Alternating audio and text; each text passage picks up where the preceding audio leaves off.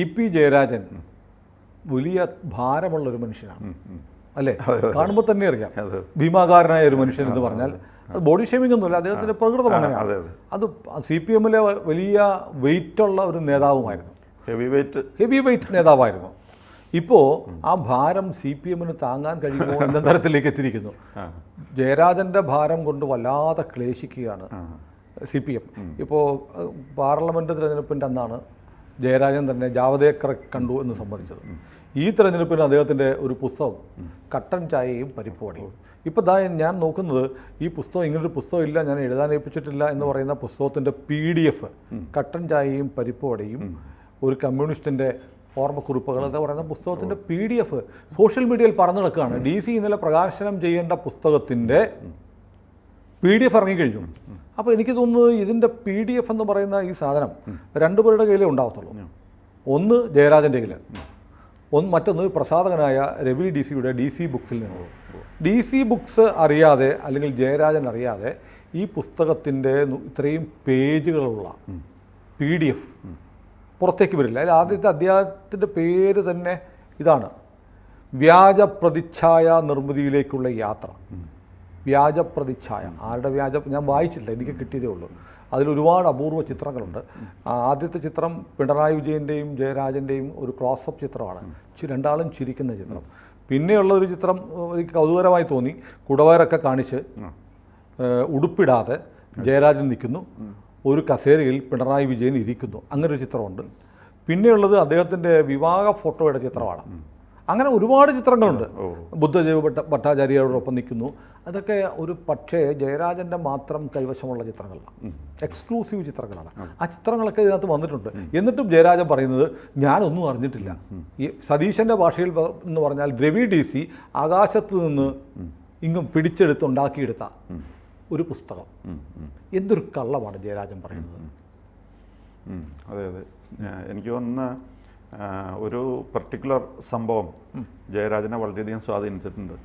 2012 June 2 നടന്നൊരു സംഭവം.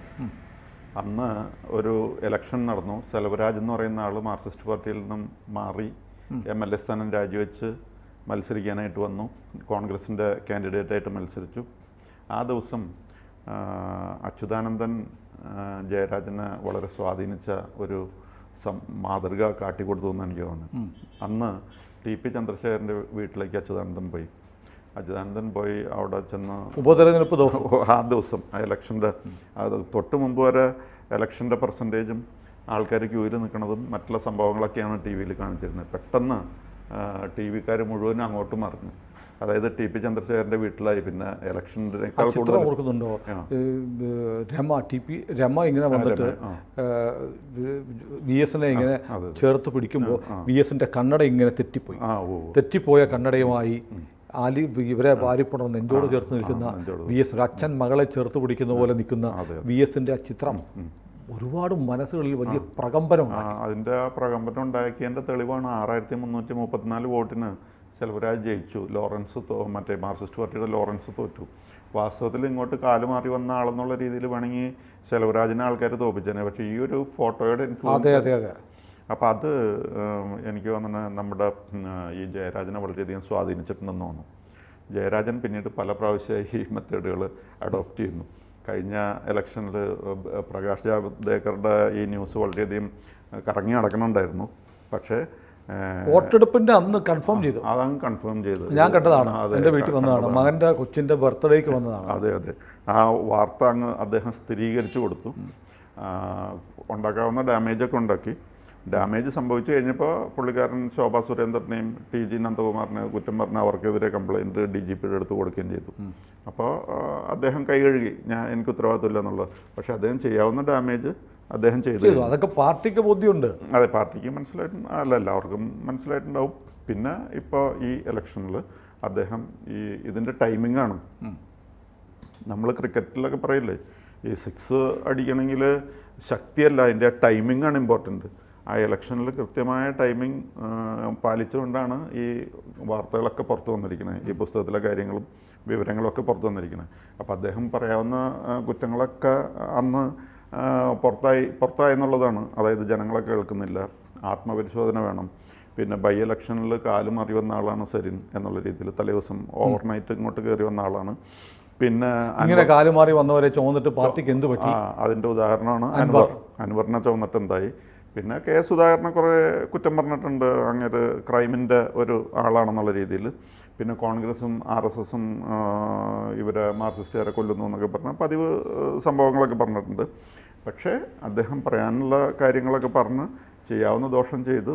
അന്ന് ഒരു ദിവസം കൊണ്ട് ചെയ്യാവുന്ന ദോഷം അദ്ദേഹം ചെയ്ത് തീർത്തിട്ടാണ് പോയിരിക്കുന്നത്. ഇന്നലെയോ അത് സംഭവിച്ചു? അതെ, ഇന്നലെ സംഭവിച്ചു. അപ്പോൾ ഓരോ പ്രാവശ്യവും ഇതാണ് ചെയ്യുന്നത്. ഇപ്പോഴും പുള്ളി DGPക്ക് കംപ്ലയിൻറ്റ് കൊടുത്തിട്ടുണ്ട്. DGPക്ക് കംപ്ലയിൻറ്റ് കൊടുക്കുക എന്ന് പറഞ്ഞാൽ അതൊരു പതിവ് ആക്കി, ആചാരമാണ്. അതെ, ചെയ്യാവുന്ന കാര്യങ്ങളൊക്കെ ചെയ്തിട്ടുണ്ട്. പിന്നെ ഈ ഇദ്ദേഹം ഇപ്പോൾ AP ജയരാജന് മിക്കവാറും ഇനിയിപ്പോൾ കോൺഗ്രസ്, അതായത് അദ്ദേഹത്തിന് അർഹിച്ച സ്ഥാനം കിട്ടിയില്ല എന്നുള്ളതാണ്.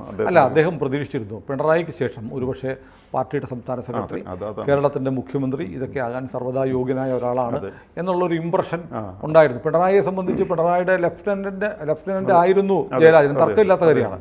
അപ്പോൾ സ്വാഭാവികമായും അതെല്ലാം വന്നിട്ട് വളരെ പെട്ടെന്ന് അദ്ദേഹത്തിൻ്റെ റിസോർട്ട് വിവാദം വരുന്നു. അതിനുശേഷം മന്ത്രിസഭയിലെ രണ്ടാമനായിരുന്ന ജയരാജനെ പുറത്തു നിർത്തുന്നു ഒരുപാട് കാലം. ജലീലിനെ തിരിച്ചെടുത്തിട്ടും ജയരാജനെ തിരിച്ചെടുക്കുന്നില്ല. ഇങ്ങനെ വല്ലാതെ അപമാനിക്കപ്പെട്ടു, സൈഡ് ലൈൻ ചെയ്യപ്പെട്ടു. അതെ, ആ തോന്നലുണ്ട്. അപ്പൊ ജൂനിയറായ ആളാണ് ഇപ്പൊ ഗോവിന്ദൻ. ജൂനിയർ ആയ ആള് സംസ്ഥാന സെക്രട്ടറി ആവുകയും ചെയ്തു, ആ വഴി പോളിറ്റ് ബ്യൂറോ മെമ്പർ ആവുകയും ചെയ്തു. എന്ന് പറഞ്ഞാൽ ജയരാജന്റെ ബോസായി. ജയരാജൻ കേന്ദ്ര കമ്മിറ്റി അംഗം മാത്രമാണ്. അപ്പൊ ഇദ്ദേഹത്തിന്റെ എല്ലാ പോസിബിലിറ്റീസും റൂൾ ഔട്ട് ചെയ്തു എന്നുള്ളൊരു, ഇപ്പൊ സെക്രട്ടറി ആയെങ്കിൽ കാലക്രമേണ ചിലപ്പോൾ ചീഫ് മിനിസ്റ്റർ ആയിരുന്നു. അപ്പൊ അതെല്ലാം റൂൾ ഔട്ട് ചെയ്യുന്ന രീതിയിലായിപ്പോൾ ഈ നീക്കങ്ങൾ എന്നുള്ളതാണ് അദ്ദേഹത്തിൻ്റെ മനസ്സിൽ കിടക്കുന്ന വികാരം. ഒരുപക്ഷെ എല്ലാവർക്കും അവനവൻ അർഹിക്കപ്പെട്ടത് നഷ്ടപ്പെട്ടു എന്ന് തോന്നിക്കഴിഞ്ഞാൽ, ഇപ്പോൾ ഇന്ദിരാഗാന്ധിക്കെതിരെ ഡിസിപ്ലിനറി ആക്ഷൻ പാർട്ടി വളർത്തി. അത് എല്ലാ നേതാക്കന്മാരും ചെയ്യുന്ന കാര്യമാണ് ഇദ്ദേഹം ചെയ്യുന്നത്. പിന്നെ മഹാത്മാഗാന്ധി അങ്ങനെ ചെയ്തില്ല, കാരണം മഹാത്മാഗാന്ധിനെ ആരും പുറത്താക്കിയില്ല. ചിലപ്പോൾ ഒഫീഷ്യൽ പൊസിഷനും അദ്ദേഹത്തിന് ഉണ്ടായിരുന്നു, പുറത്താക്കിയില്ല. അതെ. അപ്പോൾ അതുകൊണ്ട് മഹാത്മാഗാന്ധി വേറെ ഫൈറ്റിങ്ങിന് പോയില്ല, അത്രേ ഉള്ളൂ. എല്ലാ നേതാക്കന്മാരും കാണിക്കുന്ന പണി തന്നെയാണ്. മഹാത്മാഗാന്ധി പറഞ്ഞിരുന്നു കോൺഗ്രസിനെ ഞാൻ പിരിച്ചുവിട്ടിരിക്കുന്നു. അതും നല്ല രസമുണ്ട്. കാരണം എന്താണെന്ന് വെച്ച് കഴിഞ്ഞാൽ, നമ്മുടെ EK നായനാർ കേരളത്തിലെ എല്ലാ ഇലക്ഷനും കഴിയുമ്പോൾ ഈ പറഞ്ഞ സാർപ്പ് ഈ പറഞ്ഞ സെൻറ്റൻസ് കോട്ട് ചെയ്യുമായിരുന്നു. എന്നിട്ട് അങ്ങനെ ചുറ്റും നിൽക്കുന്നവരോട് ചോദിക്കും, എന്താണോ പറഞ്ഞത് മഹാത്മാഗാന്ധി, എന്താ പറഞ്ഞത്?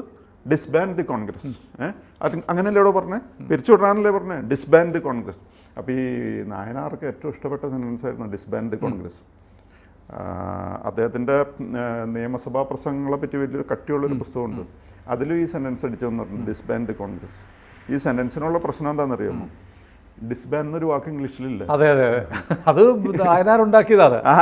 വാസ്തവത്തിൽ ഈ വാക്ക്, ശരിയായ വാക്ക് ഡിസ്ബാൻഡ് എന്നാണ്. അവസാനവും ആദ്യവും D ആണ് വേർഡിൽ, അങ്ങനെയാണ് ആ വാക്ക്. അത് നായനാർക്ക് ഡിസ്ബാൻ ആയിപ്പോയി. ഈ ഡിസ്ബാൻഡ് സൈലന്റ് ആയിപ്പോയി. D ഉപയോഗിക്കില്ല. അത് D സൈലൻ്റായി പ്രൊനൗൺസിയേഷൻ്റെ കാര്യമാണെങ്കിൽ പോട്ടെ. ഈ പുസ്തകം അച്ചടിച്ച് വന്നതിലും D ഇല്ല. അപ്പോൾ ഞാൻ ഈ പുസ്തകം കണ്ടത് 2008 മുമ്പാട്ടെ. പിന്നെ അത് വേറെ ആരെങ്കിലും കണ്ട് മാറ്റുമെന്ന് എനിക്കറിയില്ല. പുസ്തകത്തിൽ അച്ചടിച്ച് വെച്ചേക്കുന്നത് ഡിസ്ബാൻഡ് എന്നാണ്. അപ്പോൾ ഇംഗ്ലീഷിൽ ഇല്ലാത്തൊരു വാക്കാണ് ഈ നായനാർ ഉപയോഗിക്കുന്നത്. ഗാന്ധിജി കറക്റ്റായിട്ടാണ് പറഞ്ഞിരിക്കുന്നത്. അദ്ദേഹത്തിൻ്റെ പുസ്തകത്തിലൊക്കെ DISBAND ആരംഭത്തിലും അവസാനവും D ഉണ്ട്. പക്ഷെ നായനാർ പറയുമ്പോഴും പറയണത് പിന്നെ പോട്ടെ, ഈ പുസ്തകത്തിൽ അച്ചടിച്ച് വന്നേക്കുന്നത് ഡിസ്ബാൻഡ്. ഒരുപാട് തമാശകൾ പറയുന്ന ഒരു നേതാവാണ് നായനാർ. അപ്പോൾ നായനാരെ കുറിച്ച് ഒരുപാട് തമാശകൾ രാഷ്ട്രീയ ശത്രുക്കളും അല്ലാത്തവരും ഉണ്ടാക്കും. ഒരിക്കൽ മുഖ്യമന്ത്രി ആയതിനു ശേഷം ആദ്യമായിട്ട് നായനാർ ഏതോ എയർപോർട്ട്, അമേരിക്കയിലെ മറ്റോ ഒന്ന് എയർപോർട്ടിൽ ഇറങ്ങിയപ്പോൾ അവിടെ അറൈവൽ എന്ന് എഴുതി വെച്ചിരിക്കുന്നു. അപ്പോൾ അദ്ദേഹം പറഞ്ഞു, കണ്ടോടാ ഇവിടെ ഉണ്ട് നമ്മുടെ പാർട്ടിയിൽ നിന്ന് അരിവാൾ എന്ന് വായിച്ചു. നായനാർ തമാശ ഇങ്ങനെ പറയുമായിരുന്നു. പക്ഷേ ഈ നമ്മുടെ ജയരാജനും നമ്മളെ ചിരിപ്പിക്കുന്ന ഒരാളാണ്. ഉദാഹരണത്തിന്, പക്ഷെ ജയരാജൻ സത്യം പറഞ്ഞാൽ ചിരിപ്പിക്കുന്നത്, പറയുമ്പോൾ മാറിപ്പോണതുകൊണ്ട് മുഹമ്മദ് അലിയുടെ കഥയുണ്ട്. നമുക്ക് ചിരിക്കണമെങ്കിൽ ഈ ജയരാജൻ പോകാൻ പാടില്ല, കാരണം അദ്ദേഹം ഉണ്ടെങ്കിൽ ചിരിയുണ്ട്. കേരളിനെ കുറിച്ച് പറഞ്ഞു കൊടുക്കുന്നത്, കേരളത്തിന്റെ ആകാശം മുഴുവൻ വിമാനങ്ങളായിരുന്നു. കേരളത്തിന്റെ ആകാശം മുഴുവനും വിമാനവും. പിന്നെ കാഷ്യസ് ക്ലേ എന്ന് പറയുന്ന ഈ പറയുന്ന മുഹമ്മദ് അലിയെ പറ്റി ചോദിച്ചപ്പോൾ കേരളത്തിന്റെ നല്ല ഫുട്ബോൾ താരമായിരുന്നു എന്ന് പറഞ്ഞു. പിന്നെ അർജന്റീനയുടെ ക്യാപ്റ്റൻ മെഴ്സി എന്ത് നല്ല കളിക്കാരനാണ്, ഇങ്ങനെയൊക്കെ പറഞ്ഞ് നമ്മളൊന്ന് ചിരിപ്പിക്കാൻ കഴിവുള്ള ഒരാളാണ് അദ്ദേഹം. അറിയാതെ പറഞ്ഞുകൊണ്ടാണ്. അതെ. പക്ഷേ ഈ ഗോവിന്ദന്റെ അപ്പം കഥയേക്കാൾ വലിയൊരു തമാശ സമീപകാലത്ത് ഉണ്ടായിട്ടില്ല. അതോടുകൂടി അദ്ദേഹത്തിന്റെ ഈ ഗോവിന്ദൻ മാഷ് എന്നുള്ള പേര് മാറി അപ്പം ഗോവിന്ദൻ എന്നായി. അതെ അതെ.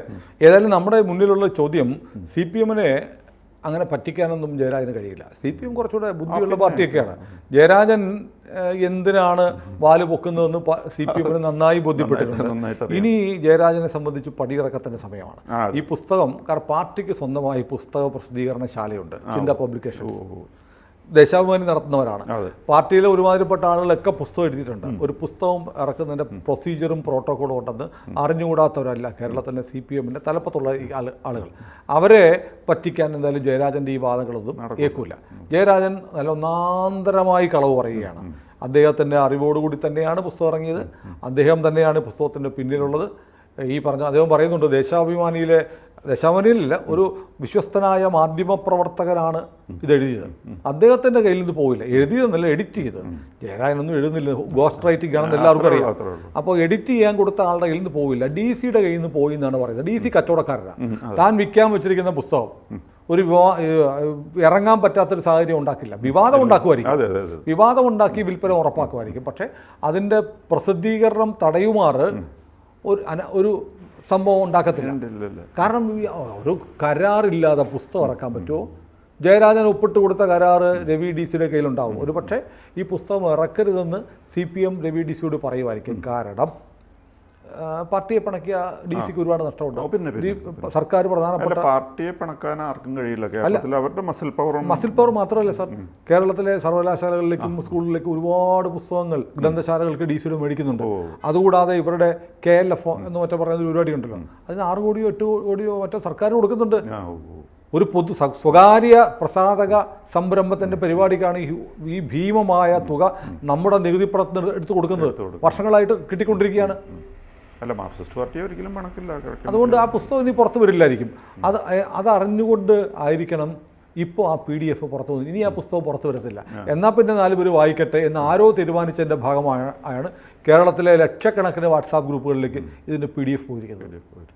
അപ്പോൾ ജയരാജൻ്റെ ഭാരം CPM ഇനി താങ്ങാൻ പ്രയാസം. കൂടുതൽ വാർത്തകളും വിശേഷങ്ങളും നിങ്ങളിലേക്ക് എത്താൻ ABC മലയാളം സബ്സ്ക്രൈബ് ചെയ്യുക, ബെൽ ബട്ടണും അമർത്തുക.